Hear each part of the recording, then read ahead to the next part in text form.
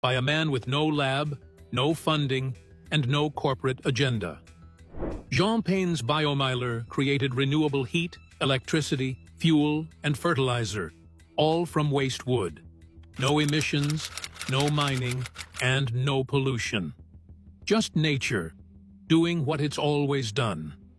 But instead of scaling it, we chose systems that required factories, fossil fuels, and massive infrastructure. We bet on centralized energy grids and global supply chains.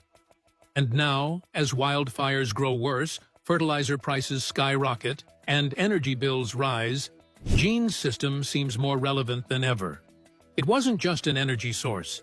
It was a wildfire buffer, a soil restorer, a blueprint for self-sufficiency. Sure, it's not easy. You can't buy a biomiler off the shelf. It takes work, space, and commitment. But in return, you get freedom, independence, and a connection to your environment that no power bill can give you. So why aren't we using it today? Maybe because the solution was never meant to be mass-produced. It was meant to be rebuilt. One determined person at a time. A system with no waste. What made Jean Paine's creation so remarkable wasn't just that it worked. It was how completely it worked.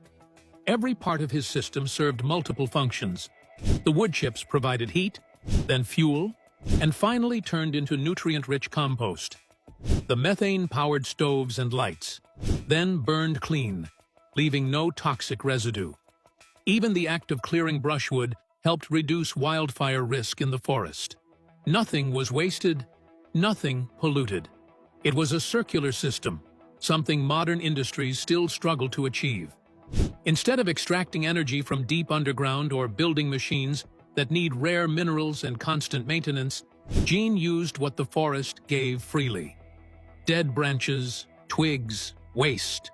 And in return, he got life, energy, food, safety.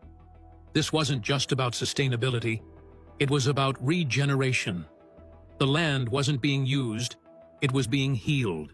The soil grew richer. The forest became safer. And Jean's life became freer. In a time when our solutions often create new problems, plastic waste from solar panels, mining damage from batteries, Jean's biomiler stands apart. It gives more than it takes. Maybe that's the lesson. Maybe true innovation doesn't look like a breakthrough.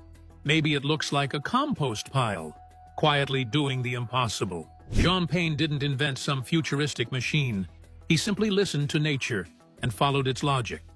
His system wasn't flashy, profitable, or easy. But it worked. And it still does. In a world scrambling for clean energy and soil that can feed us, his forgotten experiment feels like a roadmap we chose to ignore. Maybe it's not about scaling up. Maybe it's about scaling back, returning to systems that give more than they take. His legacy isn't a blueprint for corporations, it's a quiet challenge for individuals.